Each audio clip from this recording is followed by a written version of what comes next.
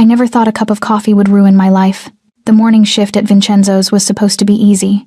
I'd been working at the upscale cafe for 3 months, long enough to know the regulars, short enough that I still got nervous when the place filled up. The espresso machine hissed as I pulled shots, the sound blending with the murmur of conversations and the clink of silver spoons against porcelain. I was good at being invisible. That was the point. "Lena, table 6 needs their cappuccinos," Marco called from behind the counter, his voice cutting through my concentration. I nodded, arranging the cups on a tray. The cafe sat in the heart of Chicago's financial district, all marble floors and floor-to-ceiling windows that let in watery November light. Politicians came here, businessmen, people who wore their wealth like armor, and apparently, men who made the air feel different when they walked in. I felt him before I saw him.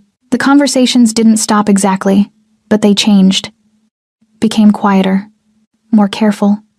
I glanced up from the tray, and my hands went still. He sat alone at the corner table, the one that faced the door and had its back to the wall. Dark suit, darker eyes. His jaw was sharp enough to cut glass, and there was something about the way he held himself utterly motionless, utterly aware that made my chest tighten. Marco appeared at my elbow.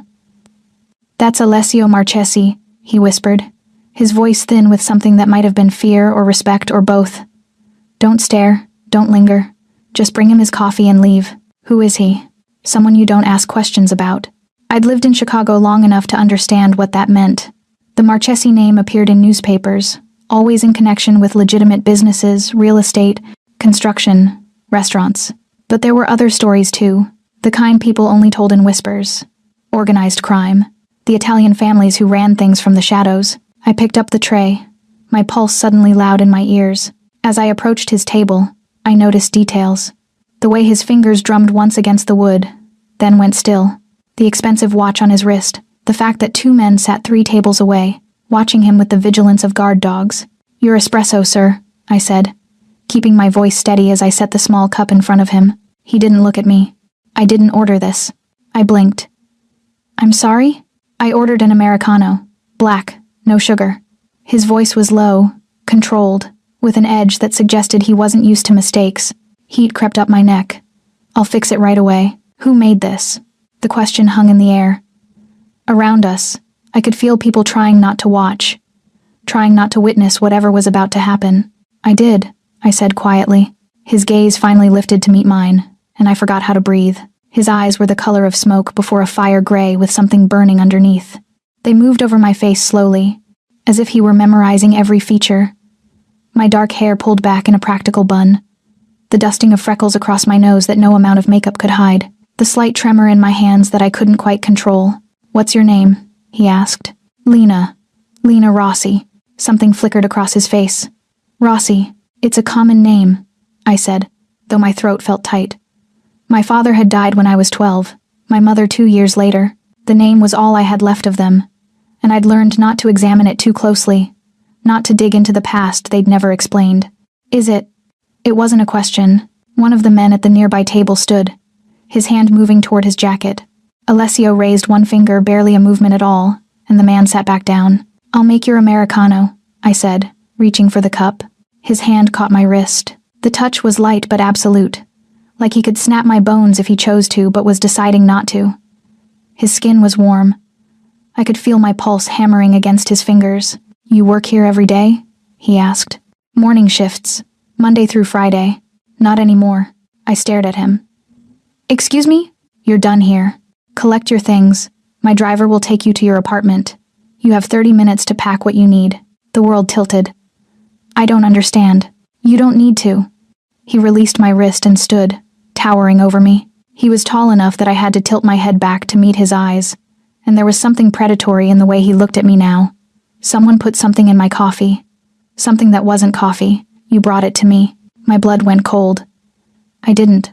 I swear I didn't do anything." "I know." His voice was quieter now, almost gentle. "Which means someone used you.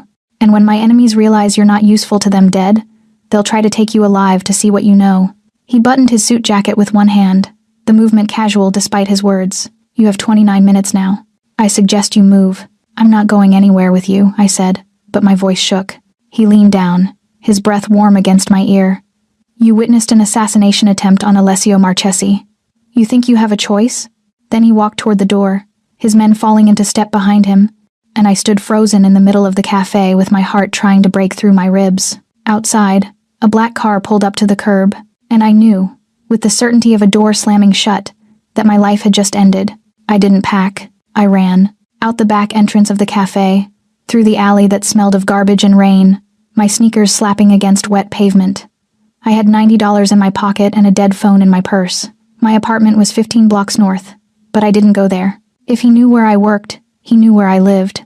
I ducked into a drugstore, bought a burner phone with shaking hands, and called the only person I had left in this city. Lena? Jade's voice was thick with sleep. It's 7 in the morning, what? I need help. What happened? I pressed my forehead against the glass of the phone booth, watching the street. Every dark car made my stomach lurch. Someone tried to poison a customer at the cafe. And now the customer thinks I'm in danger. Is he right? I closed my eyes. I don't know. Come to my place. No. I couldn't put her at risk. Jade had let me crash on her couch when I first arrived in Chicago 3 years ago, broke and running from a past I couldn't name. She was the closest thing I had to family. I just needed to hear your voice. Lena. I hung up. The rain started as I walked, cold November rain that soaked through my thin jacket. I moved without thinking, my body choosing directions my mind couldn't follow. Left on State Street, right on Madison, past buildings that blurred together until I found myself standing outside a church I'd never been to. The doors were unlocked. Inside, the air smelled of candle wax and old wood. I sat in the last pew, shivering, trying to understand what had just happened, trying to remember every detail of this morning. The coffee I'd made, the espresso machine, Marco handing me the cup. Had someone tampered with it? When? How? Running won't help. I gasped, spinning around. Alessio stood at the end of the pew, water dripping from his dark hair. He'd followed me. Of course he had. Men like him didn't let things slip away. How did you find me? I whispered. I own this city, he said simply, sliding into the pew beside me. And you're not as invisible as you think. I didn't poison your coffee. I know. He shrugged out of his jacket and draped it over my shoulders. The silk lining was still warm from his body, and it smelled like expensive cologne and something darker. If you had, you'd be dead. I don't waste time on traitors. The casual way he said it made my skin prickle. Then let me go. Can't.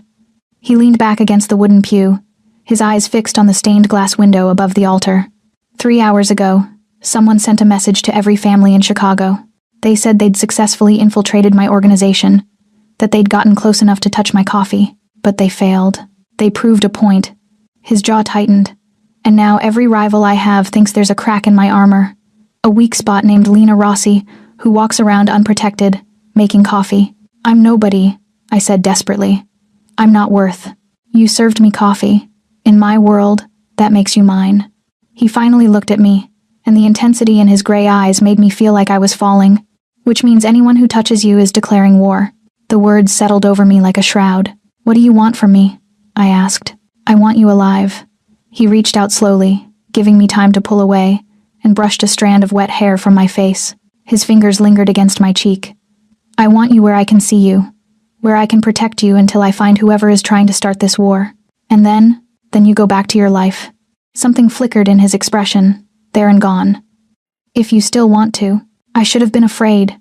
I should have run again, screamed, fought. But sitting there in the empty church with rain hammering against the stained glass, all I could think about was the gentleness of his touch, the way he'd given me his jacket without asking if I was cold, the way he'd said mine like it meant something.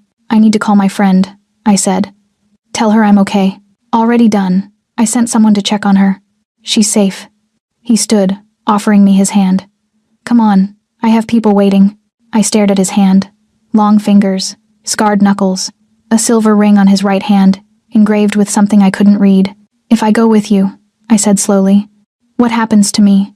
You stay in my house, under my protection. You don't leave without guards. You don't contact anyone I haven't vetted. You do exactly what I say. His expression didn't change. And you trust that I won't let anything happen to you. Why should I trust you? Because if I wanted you dead, we wouldn't be having this conversation. It wasn't reassuring. It was honest.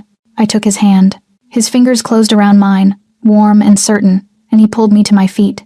We walked out of the church together, into the rain that had turned torrential.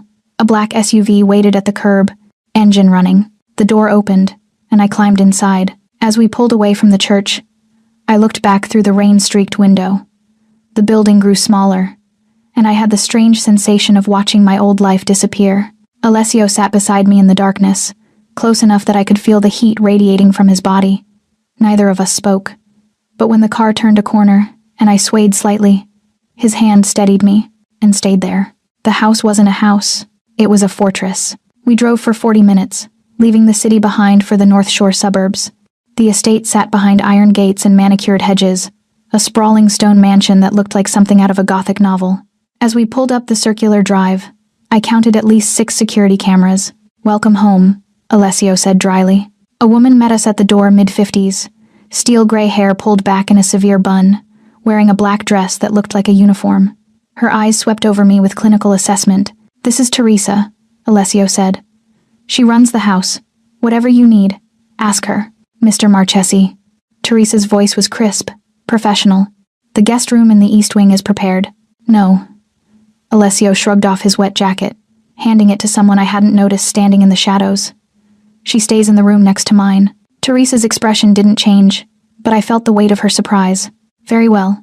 I followed Alessio through a marble foyer that echoed with our footsteps, past a sweeping staircase and down a hallway lined with paintings. Everything was dark wood and expensive fabric, lit by lamps that cast pools of golden light. He stopped at a door and pushed it open. The room was twice the size of my apartment. A 4-poster bed dominated the space, covered in cream linens. French doors led to a balcony overlooking gardens I couldn't see in the darkness. A fireplace crackled with fresh flames. "Bathrooms through there," Alessio said, nodding toward another door. "Teresa will bring you clothes. Dinner's at 7. I turned to face him. "Why am I really here?" He'd been walking toward the door, but he stopped. Slowly, he turned back to me, and for the first time since this morning, I saw something crack in his controlled expression. "Because someone tried to kill me through you," he said quietly. "And because when I looked at you this morning, I saw something I haven't seen in years." "What?" "Fear. Real fear. Not the calculated kind that people use to manipulate me." He took a step closer. "You were terrified, and you still spoke to me like I was human." My breath caught. "You are human. Most people forget that." His gaze moved over my face again, slower this time. "What are you running from, Lena Rossi?" The question hit like a physical blow. "What makes you think I'm running?" "Because I recognize it." He reached into his pocket and pulled out a small object, a key, old and tarnished. "I found this in your bag while you were in the church. Teresa retrieved your things from your apartment." I snatched for it, but he held it away. "Give it back. It's not a real key. The teeth are wrong." He studied it in the lamplight. "It's a copy. A fake. Which means somewhere, there's a real one. And whatever it opens, you've been carrying a reminder of it around like a talisman." Tears burned my eyes. "You have no right." "I have every right." But his voice was gentle now. "You're in my house. Under my protection. Which means your secrets are now my concern." "It was my father's," I whispered. "I don't know what it opens. He died before he could tell me." Alessio was quiet for a long moment. Then he placed the key in my palm and folded my fingers around it. His hands were warm, covering mine completely. "I'm sorry," he said. Those 2 words, said in that low, careful voice, broke something in me. I'd been running for so long from grief, from questions, from the shadows in my past that I'd forgotten what it felt like to stop. "Why are you being kind to me?" I asked. "Because kindness is a luxury I can rarely afford." He released my hands, but didn't step back. "And because when someone tries to use an innocent woman to kill me, I want to know why." "Why you? Why that cafe? Why today?" "I don't have answers." "Then we'll find them together." He reached up and tucked a strand of hair behind my ear, the gesture so unexpected that I froze. "Get some rest, Lena. Tomorrow, I'm going to teach you how to survive my world." He left before I could respond, the door clicking shut behind him. I stood alone in the beautiful room, the key pressed against my palm, and wondered what I'd just agreed to. I didn't sleep. How could I? Every creak of the old house made me flinch. Every shadow looked like a threat. I lay in the enormous bed, staring at the ceiling, the key clutched in my hand, until it left an imprint on my palm. At 3 a.m., I gave up and walked to the French doors. The gardens spread below, illuminated by strategically placed lights. Hedges formed geometric patterns. A fountain stood silent in the center, its stone cherubs frozen mid-dance. Beyond the walls, I could see nothing but darkness. I was a prisoner in a gilded cage. Can't sleep either? I spun around. Alessio stood in the doorway connecting our rooms, a door I hadn't noticed earlier. He wore dark pants and nothing else, and I quickly looked away from the sight of his bare chest, the tattoos that covered his ribs and shoulders in intricate patterns. "You have a door between our rooms," I said. "Yes. Why?" "So I can hear if someone tries to kill you in the night." He walked to the balcony, standing close enough that I could feel the warmth radiating from his skin. "And because I don't trust anyone else to keep you safe, not even your own people." His jaw tightened. "Especially not my own people. Someone in my organization helped plan this morning's attempt, someone close enough to know my schedule, my preferences, the cafe I use for meetings." The implication settled over me like ice water. "You think someone in this house? I think someone everywhere." He braced his hands on the railing, staring out at the darkness. "My father built this family from nothing, turned the Marchesi name into something people feared and respected. When he died 5 years ago, I inherited an empire, and every enemy he'd ever made. Why are you telling me this?" "Because you asked me a question this morning. You asked who I was."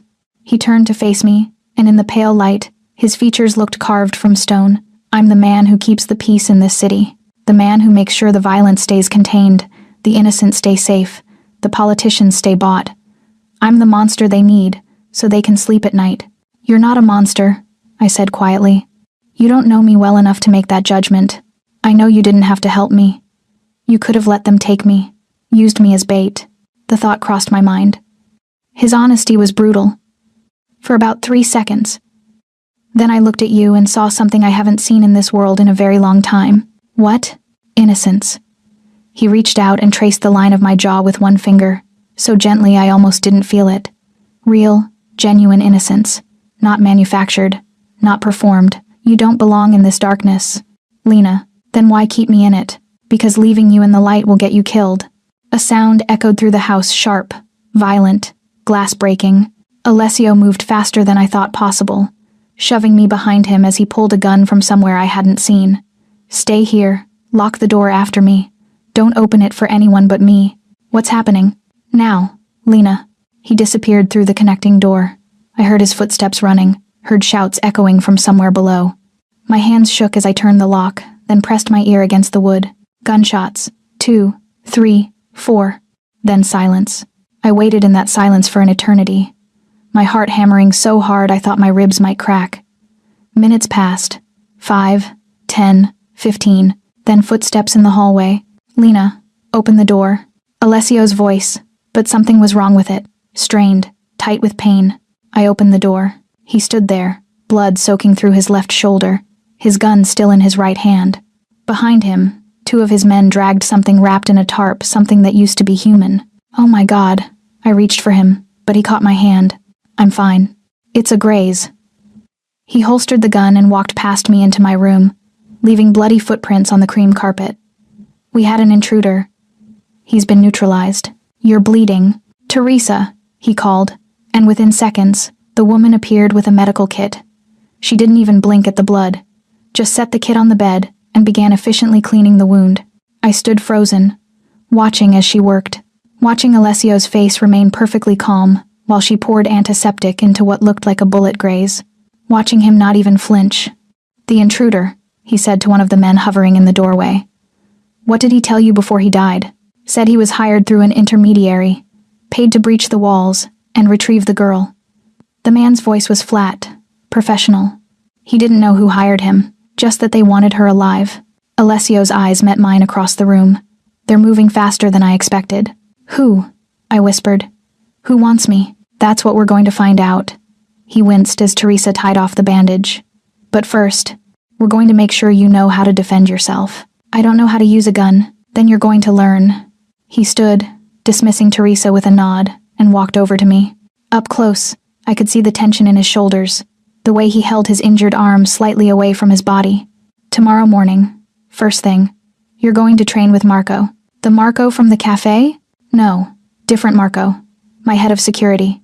His good hand came up to cup my face, his thumb brushing my cheekbone. "I need you to understand something, Lena. This isn't a game. These people won't stop. And if you don't learn to fight back, they will take you." "Why do they want me so badly?" I don't know yet. His voice dropped lower. But I'm going to find out, and when I do, I'm going to burn their world to ash. The promise in his voice should have terrified me. Instead, I felt something else, something hot and dangerous that coiled in my stomach. You should rest, I said. You're hurt. I've had worse. But he didn't move away. Instead, he leaned down, his forehead almost touching mine. I'm sorry you're caught in this. You didn't put me here. No. But I'm keeping you here. His breath ghosted across my lips. And that might be worse. For one heartbeat, I thought he might kiss me. I could see it in his eyes, the want, the restraint, the war between the two. Then he pulled back, stepping away from me like I'd burned him. Lock the door after me, he said. And this time, don't open it. Not for anyone, not even me.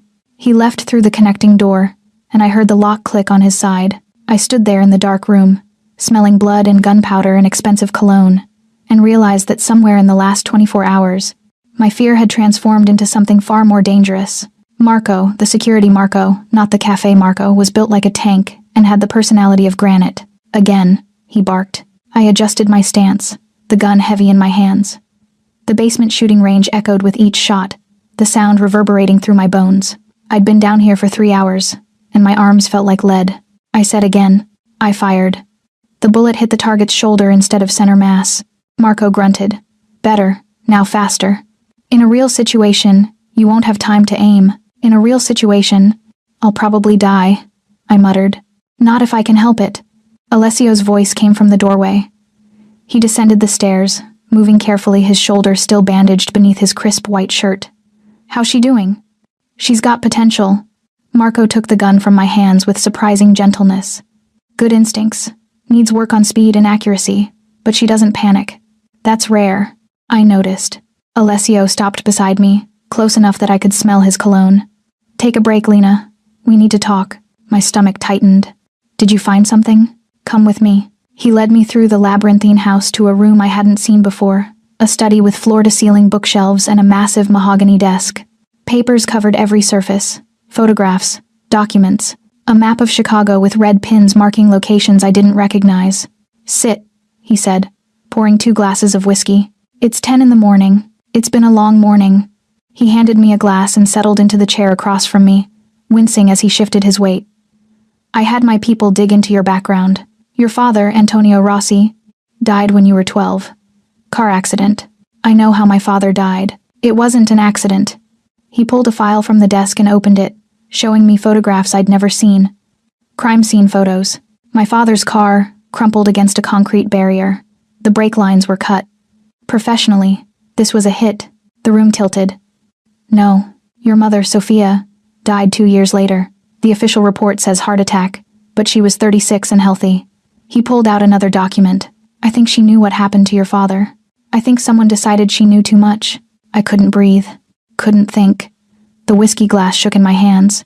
Who were they? I whispered. Really, that's what I can't figure out. Alessio leaned forward, his elbows on his knees. Your father's name appears in exactly 3 places in my archives. Once as a witness to a murder in 1998. Once as a person of interest in a federal investigation that went nowhere. And once, he paused. Once, as a name mentioned in my father's personal journal. Your father knew mine? Apparently. His gray eyes bore into me. The entry says, Antonio is getting cold feet. The key might be a problem. The key. I fumbled in my pocket, pulling out the tarnished piece of metal. This? Maybe. He reached out, and I dropped it into his palm. He studied it under the desk lamp, turning it over. It's old, Italian make, probably from the 40s or 50s, the kind used for safety deposit boxes. My father never mentioned a safety deposit box. He wouldn't have. Not if he was trying to protect you. Alessio set the key on the desk between us. I think your father had something information, documents, evidence that someone very powerful wanted. I think that's why he died. And I think whoever killed him has been looking for that key ever since. But I've had it for 15 years. If they wanted it so badly. You were a child, invisible, easy to watch and wait for. His expression darkened. But then you started working at my cafe. You came onto my radar, and suddenly, you weren't invisible anymore. The implications crashed over me.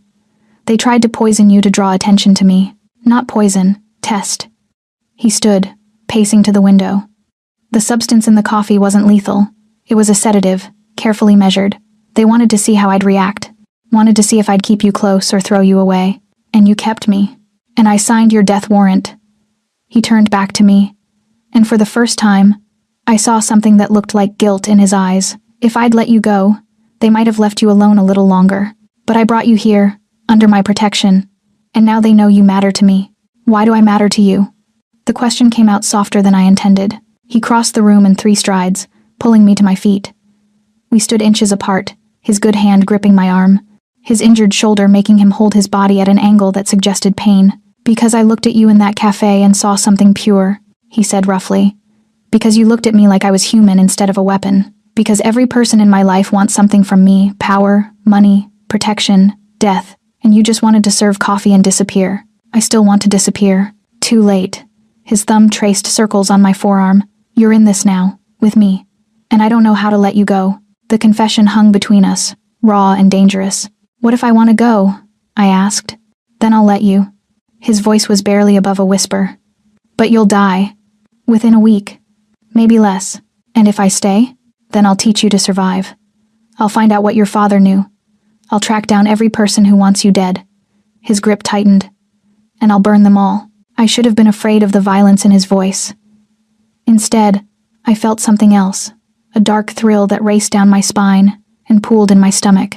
I want to stay, I said. His eyes searched mine. Why? Because I'm tired of running. Because someone killed my parents and I want to know why. I lifted my chin. And because you're the first person in 15 years who's made me feel like I'm not alone. Something broke in his expression. He pulled me against him, his good arm wrapping around my waist, his injured one hanging at his side, his face buried in my hair, and I felt him breathe me in like I was oxygen, and he'd been drowning. You're not alone, he murmured against my temple. Not anymore. We stood like that for a long moment, wrapped in each other, the morning light streaming through the windows and painting us both in gold. His heart beat against my cheek, steady and strong. Then his phone rang, shattering the moment. He answered without releasing me. What? I couldn't hear the voice on the other end. But I felt Alessio's body go rigid. When? A pause. How many? Another pause. Longer this time. Lock down the house. No one in or out. And get me Dante. Now. He hung up and pulled back, his face transformed into the cold mask I'd seen at the cafe. What happened? I asked. Someone just tried to kidnap Jade. The world stopped spinning. What? Your friend. 3 men grabbed her outside her apartment an hour ago. My people intervened, but... He ran his hand through his hair. She's safe, but they're escalating. They're going after everyone you know, trying to find leverage. Guilt crashed through me. I should never have called her. You didn't lead them to her. They already knew about her. They've probably been watching her as long as they've been watching you. He cupped my face in his hands. Listen to me. This is going to get worse before it gets better. These people, whoever they are, they're organized, well-funded, and desperate. And desperate people do terrible things. What do we do? His jaw clenched. We stop playing defense. Tomorrow, we go hunting. Jade arrived at the mansion an hour later, flanked by 3 of Alessio's men, and looking like she'd aged 10 years. Lena. She ran to me, and we collided in the foyer, holding each other tight. She was shaking. What the hell is happening? I don't know, I whispered. I'm so sorry. Miss Jade. Alessio's voice cut through our reunion. You're safe here. Teresa will show you to a room. We'll talk after you've rested. Jade pulled back, looking between us. You're staying here? With him? It's complicated. It's insane. But she said it without heat, still shaken from whatever had happened. Teresa appeared and gently guided her toward the stairs. I turned to Alessio. Thank you for protecting her. I protect what's mine. His eyes held mine. And you care about her, which makes her mine too. The possessiveness in his voice should have bothered me. Instead, it made heat coil low in my belly. I need to know everything, I said. No more secrets. If people are dying because of me, I deserve the truth. He studied me for a long moment, then nodded. My office, 30 minutes. Bring the key. 30 minutes later, I found myself in his office with Alessio, Marco, and a man I hadn't met, tall, elegant, with silver at his temples and sharp black eyes. This is Dante, Alessio said, my consigliere. The only person in this organization I trust completely. Dante inclined his head. Miss Rossi. I'm sorry we're meeting under such circumstances. I set the key on Alessio's desk. Tell me what you know. Alessio pulled up a digital file on his computer. We traced the men who tried to take Jade. They're connected to the Volkov family, Russian mob.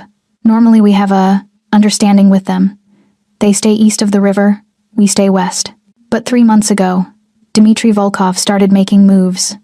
Buying property, talking to politicians, testing boundaries. What does this have to do with my father? Your father, Dante said quietly, worked as an accountant for the Italian families in the 90s, including Alessio's father. He handled finances, kept records, managed offshore accounts. He was trusted, essential. The room spun. My father was in the Mafia? He was a civilian contractor. He never made his bones, never killed anyone. But he knew where the money went, who paid whom, every dirty secret.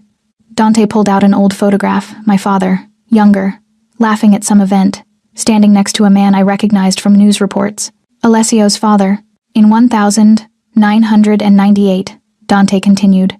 Someone started skimming from the families. Millions of dollars. Your father discovered it.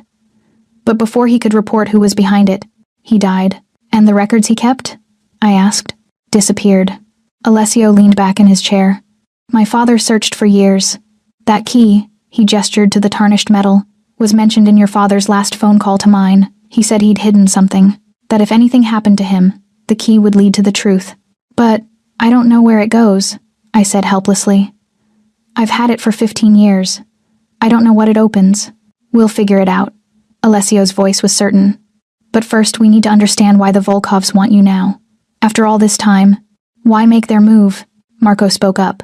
Boss, there's something else. We found this on one of the men who tried to take the friend. He slid a photograph across the desk. It was me, standing outside my apartment 3 weeks ago. But written across the bottom in Russian were 2 words that made my blood freeze. What does it say? I asked. Alessio's face was stone. The daughter. What daughter? We don't know yet. He stood, pacing. But someone thinks you're connected to something bigger than your father's old records. Someone thinks you're... His phone buzzed. He looked at the screen and went very still. What? I asked. He turned the phone to face me. A video message, playing on loop. Dmitry Volkov himself, sitting in what looked like an expensive restaurant, smiling at the camera. Alessio Marchesi, the Russian man said in accented English. I believe you have something of mine. A girl, dark hair, pretty eyes. She doesn't know what she is yet.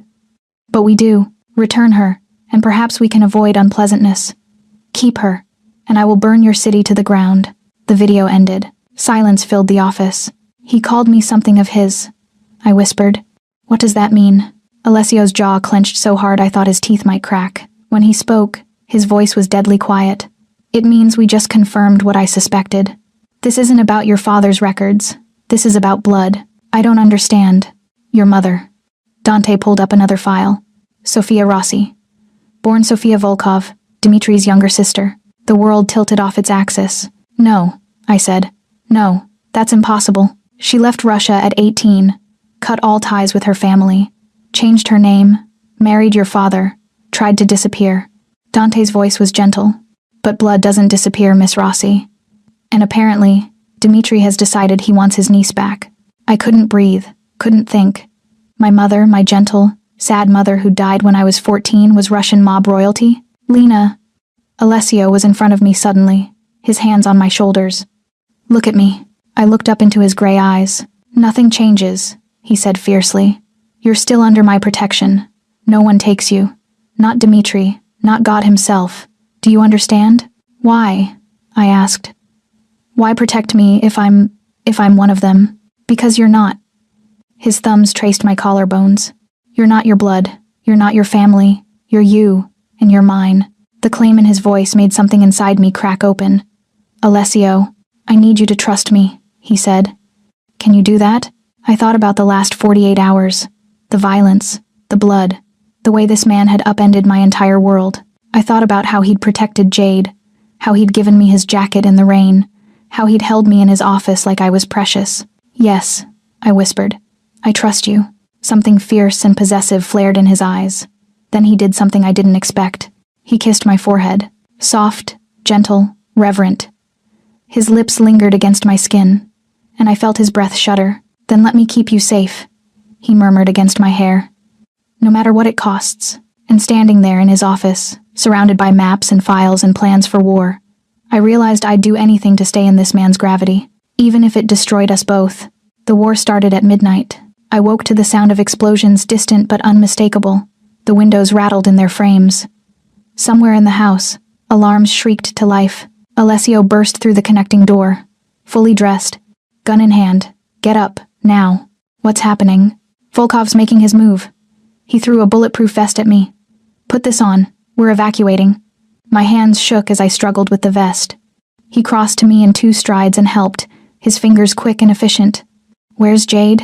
Already in the safe room with Teresa and the others. Another explosion. Closer this time. The lights flickered. We need to move.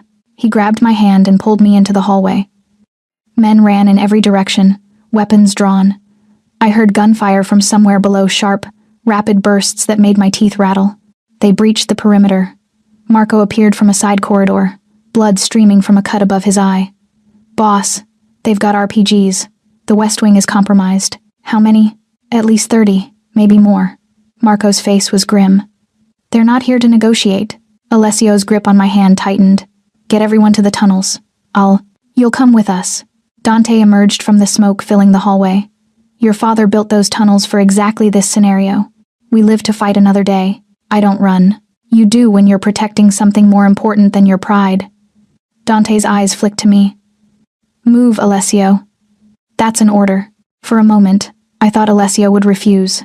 Then he cursed viciously and pulled me after him, down a staircase I hadn't known existed, into a basement level far below the shooting range. The tunnel was narrow, lit by emergency lights. Our footsteps echoed off concrete walls. Behind us, I could hear others following Teresa. Jade, a dozen of Alessio's men. Where does this go? I asked. North Estate. 3 miles from here. Alessio moved fast, but carefully, his injured shoulder making him wince with each step. It's older, smaller, but defensible. What about your house? Is insured. His voice was flat. Buildings burn. People matter more. We'd gone maybe half a mile when the tunnel shook. Dust rained from the ceiling. Someone behind us screamed. They're in the tunnels, Marco shouted. Alessio shoved me toward Dante. Take her. Get everyone out. Alessio. No, that's not a request. He pulled a second gun from his jacket and pressed it into my hands. You remember what Marco taught you? I can't. You can. His eyes burned into mine. Safety off. Point and shoot. Aim for center mass. Then softer. Stay alive, Lena. That's an order. He turned back toward the sounds of pursuit before I could argue. Move. Dante grabbed my arm, pulling me forward. We ran through the darkness, Jade sobbing somewhere behind me, the sound of gunfire growing louder. The tunnel branched, then branched again. We took a left, then a right. My lungs burned, my legs screamed, but I kept running until we rounded a corner and found them waiting. 5 men, all Russian, all armed. They blocked the tunnel exit, guns trained on us. Stop, the leader said, in accented English. Miss Rossi, you will come with us. Everyone else, he shrugged. Unfortunate casualties.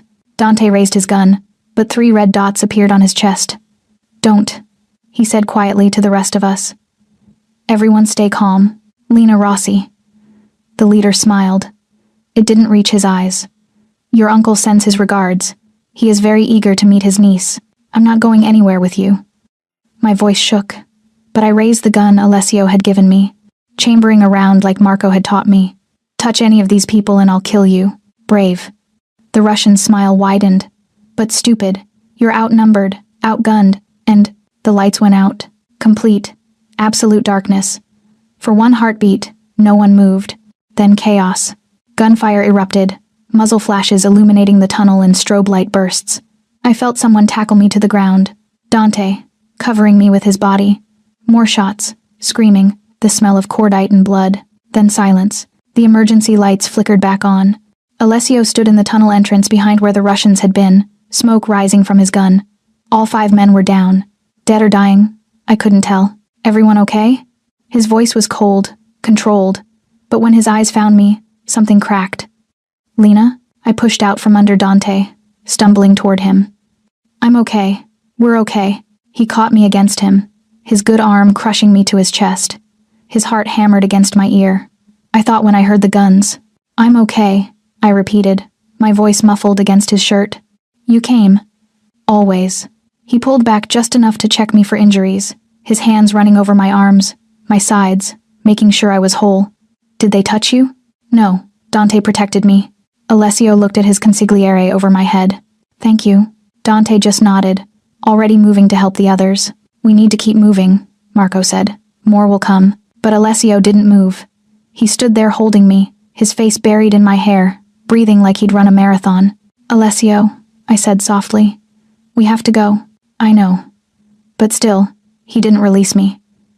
"Lena, I need to tell you something. Before we go up there. Before this gets worse." "What?" He pulled back, his hands framing my face. His eyes were wild, desperate. "I've killed 23 men tonight. I will kill 100 more before this is over. I am exactly the monster you should be running from. I know, and I don't care." His voice broke. "I don't care about the consequences. I don't care about starting a war. All I care about is keeping you alive. And that makes me selfish, dangerous, wrong, Alessio. But I can't stop." His thumbs traced my cheekbones. "I looked at you in that cafe, and something in me recognized something in you. Like I'd been waiting my whole life for you to walk into it. And now that you're here, I can't let you go." The confession hung between us, raw and bleeding. "Then don't," I whispered. His eyes searched mine. "What?" "Don't let me go." I reached up, covering his hands with mine. "I'm tired of being alone, tired of running. You said I'm yours. Fine. Then be mine too." Something fierce and possessive blazed in his expression. Then he kissed me, not gentle, not soft, desperate and claiming and edged with violence. His mouth moved against mine like he was trying to crawl inside my soul.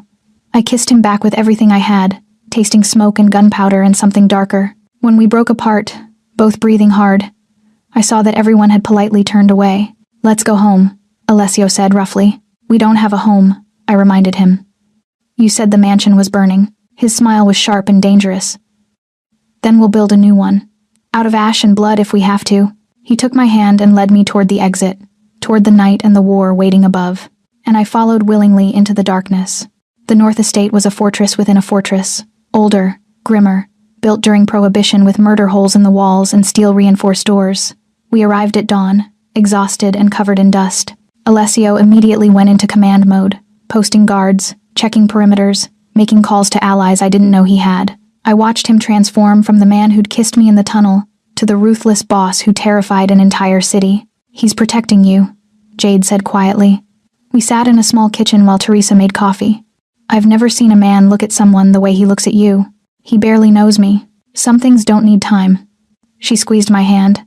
"I'm scared, Lena, but I'm glad you're not alone." By noon, the full extent of the damage became clear. The mansion was destroyed. 7 of Alessio's men were dead, and Dmitry Volkov had issued a public statement claiming Alessio had kidnapped an innocent Russian girl. "He's playing the media," Dante said, spreading newspapers across the war room table.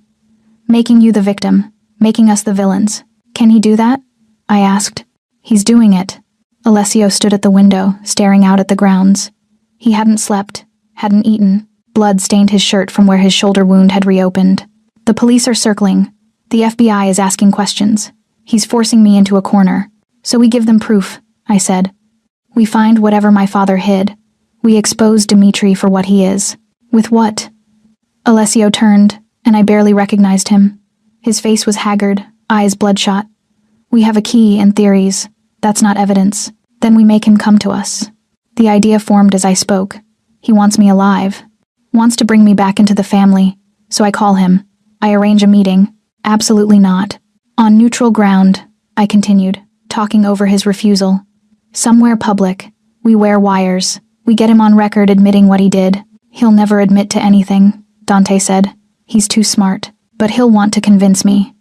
I looked at Alessio. "That's what abusers do, right? They gaslight. They rewrite history. If I push the right buttons, ask about my mother, about my father's death, he might slip." Silence filled the room. "It's too dangerous," Alessio said finally. "Everything is dangerous." I crossed to him. "But this way, we're in control. We set the terms. And if it goes wrong," I pulled the key from my pocket. "We trade this." Tell him we'll give him whatever my father hid in exchange for everyone's safety. You'd give up the evidence? To save lives? Yes. I held his gaze. But we both know I won't have to, because you'll have 100 men surrounding that location, and the second he makes a move, you'll end this. Alessio stared at me for a long moment. Then he turned to Dante. Set it up. Millennium Park.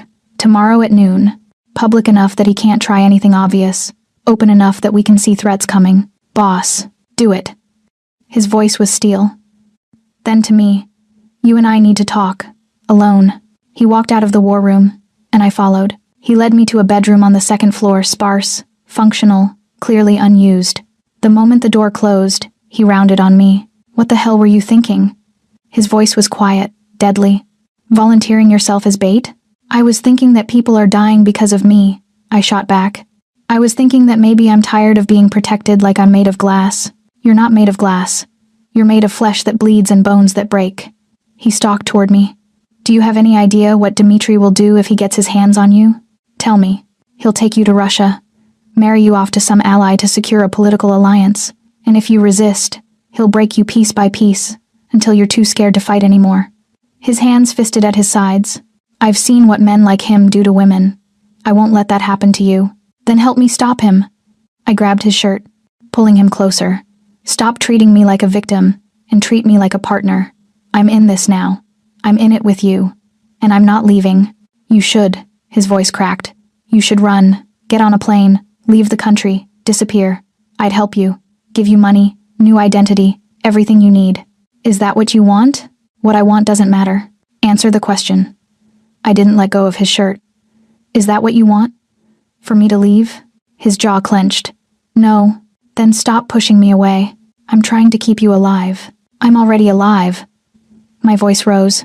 For the first time in 15 years, I'm actually alive. I'm scared and angry, and I might die tomorrow, but at least I'm feeling something. At least I'm not just existing anymore. Lena, you said I'm yours. I pulled him closer, until we were breathing the same air. Prove it. Stop trying to protect me from the world and let me fight beside you. Something broke in his expression. His hands came up to frame my face, and his kiss was bruising, desperate. He backed me against the wall, his body pressing into mine, and I felt every hard line of him. You're going to destroy me. He breathed against my lips.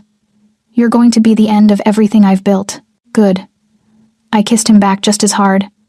Build something new with me instead. His hands found the hem of my shirt, pulling it over my head. My fingers worked the buttons of his blood-stained shirt. We moved together frantically, desperately, like the world was ending and this was our last moment. Maybe it was. He lifted me, and I wrapped my legs around his waist. His injured shoulder had to hurt, but he didn't slow down, didn't stop. We made it to the bed in a tangle of limbs and frantic touches. Tell me you want this, he said, his forehead pressed to mine. Tell me this is real. It's real. I pulled him down to me. And I want this. I want you. What happened next was raw and intimate, and edged with violence. He touched me like he was trying to memorize every inch of my skin. I held him like he might disappear, and when we finally came together, it felt like something fundamental shifting in the universe. Afterward, we lay tangled together, breathing hard. His hand traced lazy patterns on my spine. I love you, he said quietly. I know it's too soon. I know it's insane. But I need you to know. In case tomorrow, don't. I pressed my fingers to his lips. Don't talk about tomorrow. Just be here. Now. With me. He kissed my fingers, then my palm, then pulled me closer. I'm not letting anything happen to you, he murmured against my hair. I don't care what I have to do, who I have to kill. You're mine, and I protect what's mine. I know, I whispered. I love you too. His arms tightened around me, and we lay there as the sun climbed higher, as the world outside prepared for war. And for one perfect moment, we were just two people holding each other in the darkness. Millennium Park at noon was surreal. Tourists wandered past Cloud Gate, taking photos. Children ran through Crown Fountain. A street performer played violin near the pavilion. And somewhere in the crowd, I knew Alessio's men were positioned on rooftops, in shops, blending with the civilians. I wore a wire taped beneath my blouse. Alessio had checked it 3 times before letting me leave the car. The moment it goes wrong, he'd said, gripping my shoulders. You run. Don't think. Don't hesitate. Just run. And we'll find you. It won't go wrong. Promise me, Lena. I'd kissed him instead of answering. Now I stood near the fountain, waiting. Dmitri had agreed to the meeting immediately, too immediately, which made everyone nervous. But here I was anyway, watching the water cascade and trying to steady my breathing. Lena Volkov. I turned. Dmitri looked nothing like I'd expected. He was handsome in a cold way, gray at the temples, sharp cheekbones, expensive suit. He could have been a banker, a lawyer, anyone but what he was. "It's Lena Rossi," I said. "Your mother's married name. Understandable." He smiled, but it didn't reach his eyes. "You look like her." Sophia was beautiful too. "Don't talk about my mother." "Why not? She was my sister. I loved her."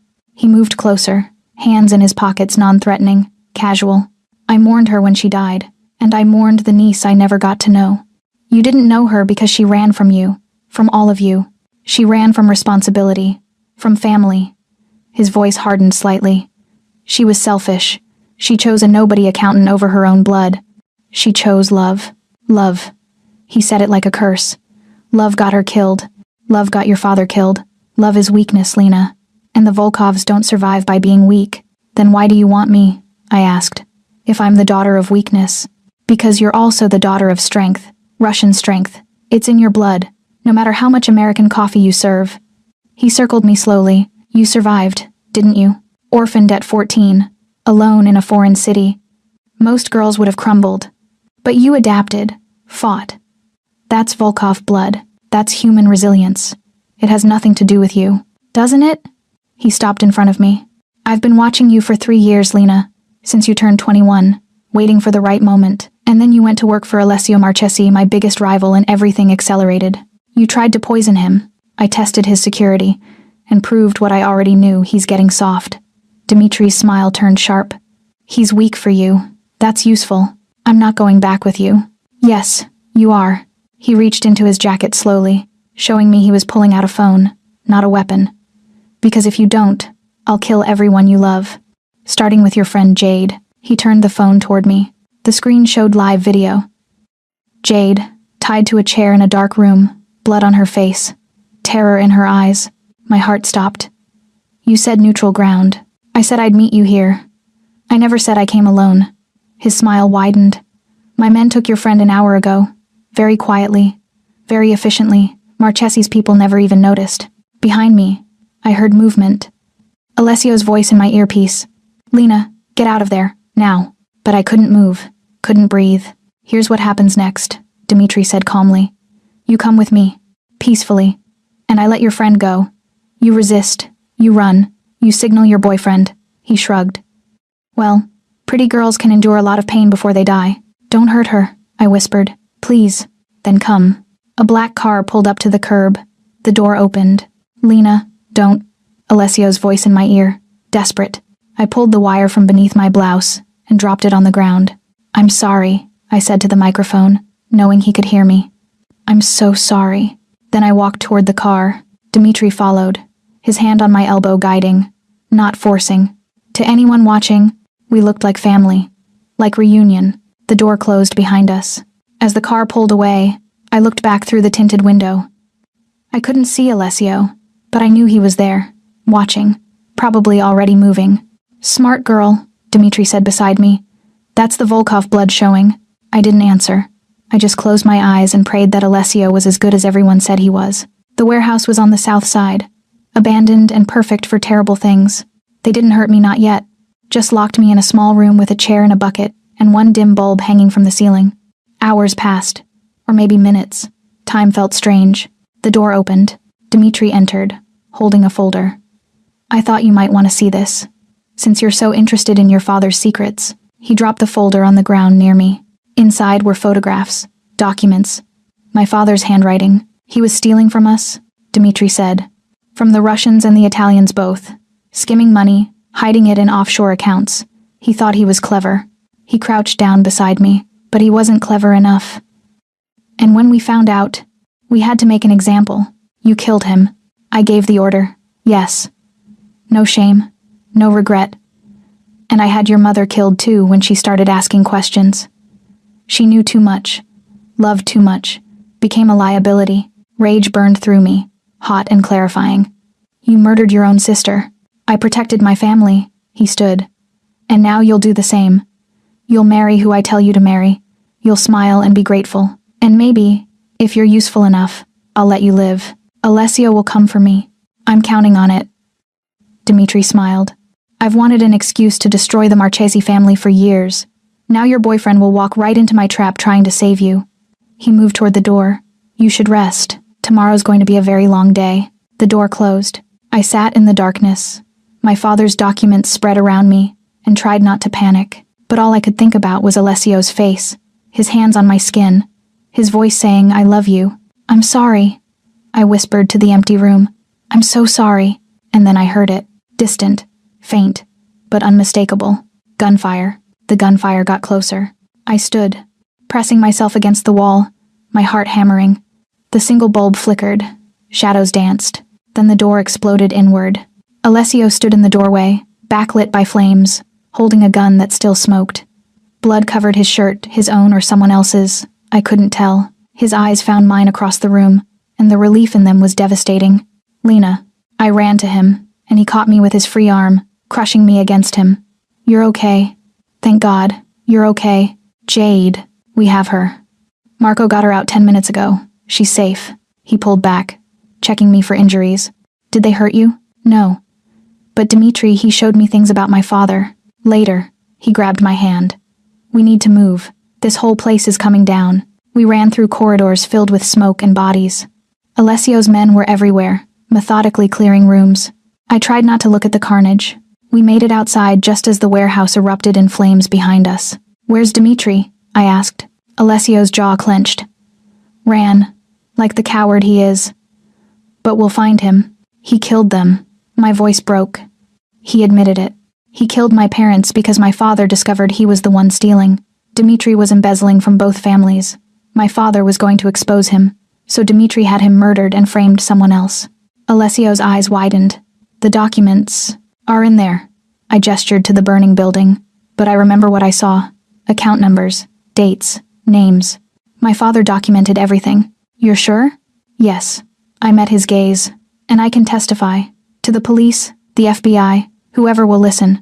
I saw proof that Dmitry Volkov murdered his own sister and an innocent man to cover his crimes.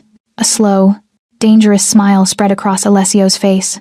"Then we have him." The next 72 hours were a blur. Federal agents, depositions, media coverage. Alessio's lawyers and Dante's connections and Marco's security keeping me safe through all of it. My testimony, combined with what investigators found in Dimitri's other properties, was enough. Arrests were made, assets frozen. The Volkov organization crumbled from within. Dmitri himself was caught trying to flee to Moscow. He'd be extradited, tried, spend the rest of his life in prison. It should have felt like victory. Instead, I felt hollow.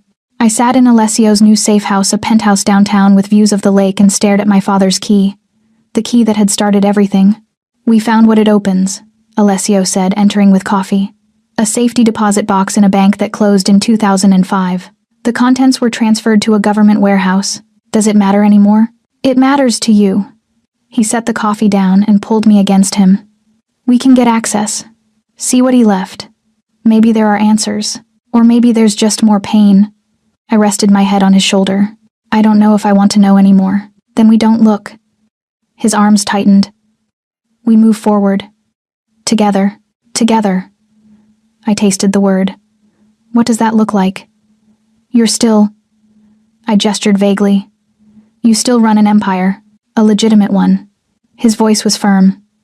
"I'm done with the violence, Lena. Done with the wars. Dimitri's fall created opportunities, alliances, peace." He tilted my face up to meet his eyes. "I'm building something new, something clean, and I want you beside me while I do it." "As what?" "As my partner, my equal, my..." He reached into his pocket and pulled out a small box. "My wife, if you'll have me." The world stopped. Inside the box was a ring, simple, elegant, with a stone that caught the light and threw rainbows across the walls. "I know it's fast," he said. "I know we've only known each other a few weeks, but I've never been more certain of anything in my life. You walked into my world and everything changed. You made me want to be better. Be more than just the monster everyone needed." "You're not a monster," I whispered. "You saved me, protected me, loved me when I was lost. So is that a yes?"